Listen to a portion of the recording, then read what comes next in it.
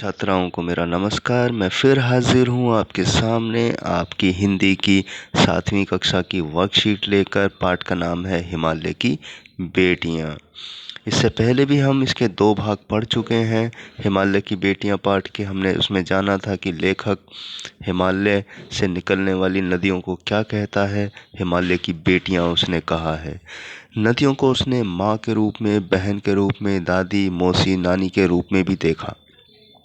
तो आज जो हमारी वर्कशीट है वो एक गतिविधि है और इस गतिविधि को हमें करना है तारीख यानी दिनांक यानी डेट है 3/11/2020 और कार्यपत्रक हमारा है 11।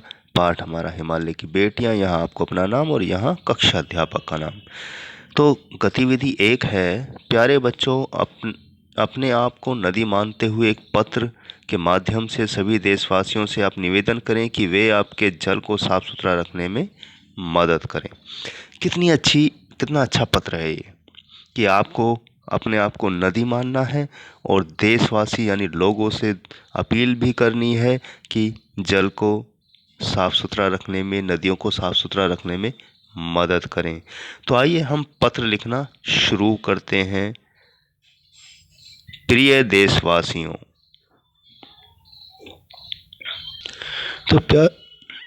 तो प्यारे बच्चों, पत्र हमारा आपकी स्क्रीन पर है। आइए हम पढ़ना शुरू करते हैं।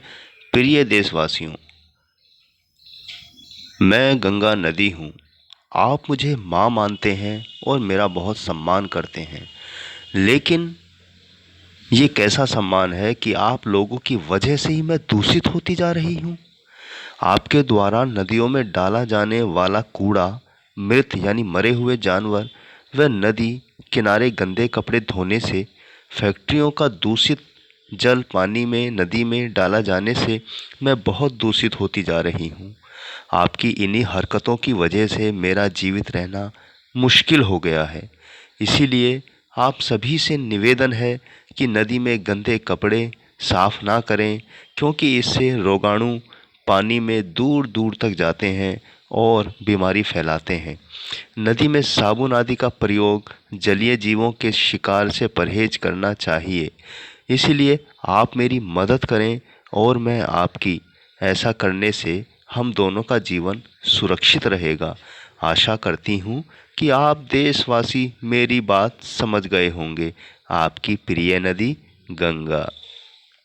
तो बच्चों, पत्र आपने देखा कि आपने खुद को गंगा नदी महसूस किया। आप जमुना नदी भी महसूस कर सकते हैं या कोई भी नदी आप अपने आप को मान सकते हैं और जनता यानी लोगों से अपील कर सकते हैं कि नदियों को साफ रखें, नदियों को साफ रखने में मदद करें। और किस तरह मदद करें? आप अपनी भावनाओं को नदी के माध्यम से व्यक्त कर सकते हैं। तो ठीक है, आपको ये पत्र समझ आया होगा। तो बढ़ते हैं हम दूसरी गतिविधि की तरफ।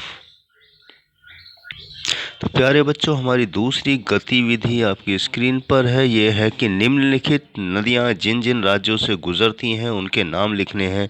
उदाहरण के लिए गंगा हमारी किन किन राज्यों से निकलती है? उत्तराखंड, उत्तर प्रदेश, बिहार, पश्चिम बंगाल। तो इसी तरह हमें यमुना, व्यास, गोदावरी, कावेरी और झेलम नदी के बारे में बताना है।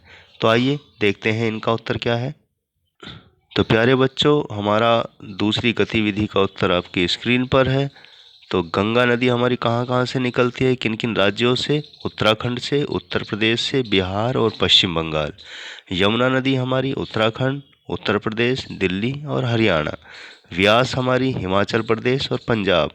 गोदावरी महाराष्ट्र, तेलंगाना, छत्तीसगढ़, आंध्र प्रदेश, पांडिचेरी। कावेरी नदी हमारी कर्नाटक और तमिलनाडु।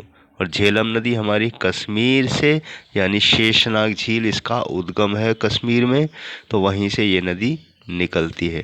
तो प्यारे बच्चों, हमने जाना कि हमारी नदियाँ, जो खास नदियाँ हैं, हमारी किन किन राज्यों से होकर गुजरती है।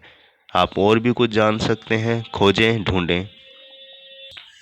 तो प्यारे बच्चे, आपने नदी खुद को मानकर पत्र भी लिखा, लोगों से अपील भी की, तो हमें प्यारे बच्चों नदियों का महत्व जानना चाहिए, समझना चाहिए, क्योंकि नदियों से भी हमारा जीवन जुड़ा हुआ है। लाखों जीवों का जुड़ा हुआ है जो जल में रहते हैं, नदियों में रहते हैं, समुद्रों में रहते हैं। तो नदियों का महत्व हमारे जीवन में, हमारी परंपरा में, हमारी संस्कृति में सदियों से है। शायद जब हम थे नहीं तब से है।